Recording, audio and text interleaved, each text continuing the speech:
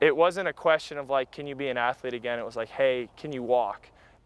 To most people, Gonzaga rower Charley Nordin looks like a typical college student. He gets up in the wee hours every morning to row, goes to class, does his homework, and then does it all over again. However, when he graduates in a few weeks, he'll get to continue his rowing career, unlike the majority of his peers. The event that set this all in motion, an accident that he thought ended his athletic career 6 years ago. At one point, a bike rode past my hospital window. And I thought, wow, I might never ride a bike again. I don't really even like riding bikes, but it was tough because all those things I had lost. Charley Nordin will never forget his last day of his junior year of high school. We were out at a lake and I was on a rope swing. And before I made it out over the cliff, like over the water, the rope snapped. And I fell, and instead of falling into the water, I fell on the shore. I had burst fractures in my L3, L4, and L5 vertebrae. And as they burst out, it partially severed my spinal cord. So I have pretty severe nerve damage to my right leg. I can't really feel much of it at all. Charley, who was an aspiring Division I track and cross country runner, spent 3 months in the hospital. He lost his calf muscle in the accident, ending his running career. Running with only one calf, it doesn't really work. You can't really make it work. So that was also something really hard to come to terms with, that something that I had been working really hard for over the last couple of years was gone, and I had no control over it, and there was nothing else I could do to try and fix it. He eventually returned to high school and decided to go to Gonzaga for college, where he had absolutely zero intention of continuing his athletic career. I think it was my second day. I was walking around campus, and just by chance, our assistant coach saw me like over the crowd and kind of walked over to me. I had no idea who he was. And he shook my hand and was talking to me. He's like, have you ever thought about rowing? And you know, I'd never thought about it. I'd never in a million years did I think I would row. But Charley decided to give it the old college try.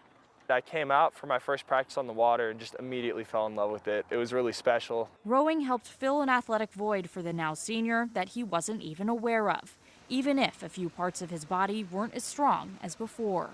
The main ones are the glute and the calf, and in day-to-day walking and like average activities, it doesn't present itself that much, but when I'm in a boat and when I'm rowing, that's when the deficiency really comes out, because so much of rowing is through your legs and through your glutes. So not being able to kind of squat and like push off, that's where I lose a lot of power. I think my right leg as a whole operates at about 35 to 40% of my left leg, so it's significant. Regardless, Charley rose through the rowing ranks at Gonzaga until another moment of fate happened.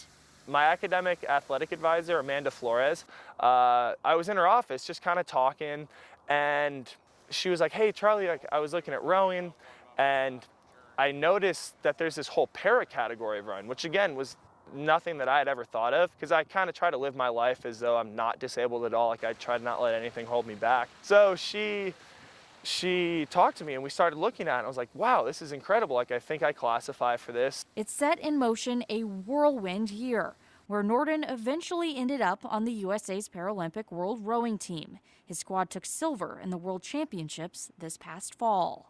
It was incredible. It was one of the biggest honors of my life, being able to put on that United States of America uniform and be surrounded with other like top-notch athletes that are all working really hard. That experience pushed Charley towards a new goal, the 2020 Tokyo Paralympic Games.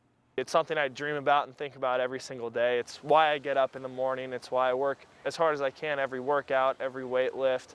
Again, to represent your country. It's incredible. And to be able to then do that on the Paralympic stage, you know, the biggest stage of all, words can't describe it. It's the dream.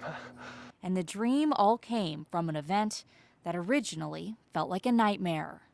You know, it's one of those things, looking back on it now, I don't think I would change anything, which is kind of crazy. I never thought I would say that, and it really makes me realize like everything happens for a reason. After graduation and the rowing season wrap up, Charley will move to Boston, where he will row full-time in hopes of making the 2020 Games.